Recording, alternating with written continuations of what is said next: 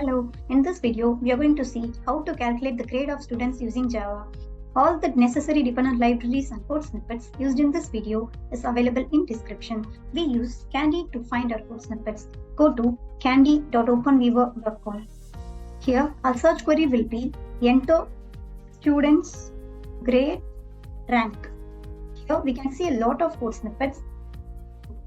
Today, I'm going to use this first snippet, copy the snippet. Before pasting it in an IDE, create a class. I'm going to name it as students grade. Create a main method inside the class. Paste the snippet which we have copied from kandi. And now we are ready to run the code. But before running the code, we'll understand each line in detail. Here we are declaring and initializing an array named as grade with the 5 values. And here we are declaring an integer variable named as temp that will be used to hold the value of current element being swapped during this sorting process. And this following line of code perform the selection sort algorithm on the grade array. The outer loop iterates through the entire array and the inner loop iterates only through the unsorted portion of the array. If the current element is greater than the next element, the two elements will be get swapped. This process repeats until the entire array is sorted in descending order.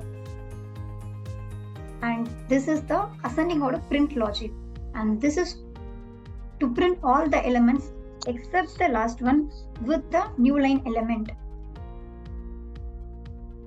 And after the loop, the last element is printed in the same line without a new line character.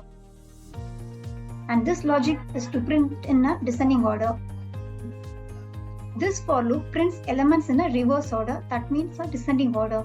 With the new line character will print an element. So overall, this Java code takes an integer array and sorts in a descending order using a selection sort algorithm and prints the sorted array in both ascending and descending order. Now we'll run the code. Here we have a sorted array in both ascending and descending order. And that's how it works.